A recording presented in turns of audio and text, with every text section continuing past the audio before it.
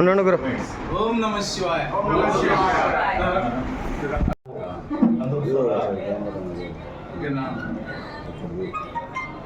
Again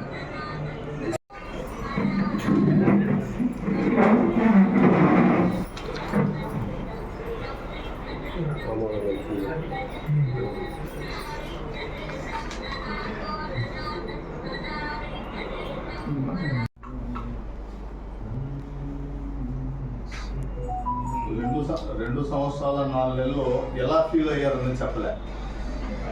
అనునిత్యం 24/7 duty on duty. అదే కదా చెప్పింది.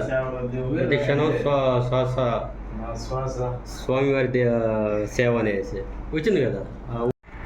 శ్రీకాళహస్తి వాయులింగేశ్వరుడి దివ్యక్షేత్రం.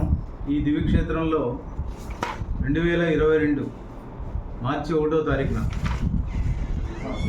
మహాశివరాత్రి పర్వదినాన ట్రస్ట్ బోర్డ్ చైర్మన్గా సభ్యులుగా మాకందరికి కూడా గౌరవ శాసనసభ్యులు ఆనాటి శాసనసభ్యులు బిఎం మోసరెడ్డి గారు మాకు ఇవ్వడం జరిగింది.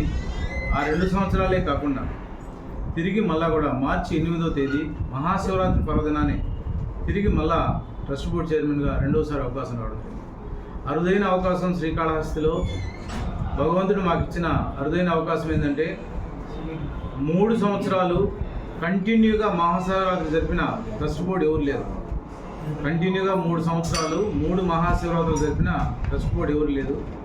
అటువంటి అరుదైన ఆ విధంగా జాయింట్ చేయకుండా ఈ యొక్క సమయం పాటించిన దానికి ముఖ్యంగా శాసనసభ్యులు సుధీర్ రెడ్డి గారికి హృదయపూర్వకంగా నేను ధన్యవాదాలు తెలియజేస్తున్నా, పత్రికాముఖంగా తెలియజేస్తున్నా. ఎంచేతంటే ముఖ్యమైన నాయకులు ఎమ్మెల్యేలు ఎలక్ట్ అయిన వాళ్ళు పార్టీ నాయకులు ఎవరు మాట్లాడాల.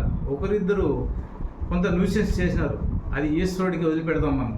ఎంచేతంటే అన్నీ కూడా ప్రతి అంశము అనుక్షణం మనం ప్రతి కదలిక కూడా ప్రతి శ్వాస కూడా పరమేశ్వరుడే.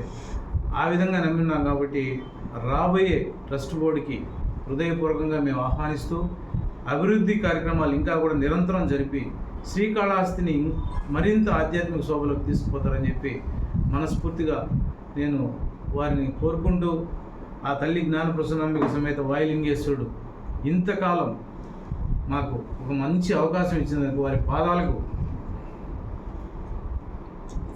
నమస్కరించుకుంటూ ఓం నమః శివాయ.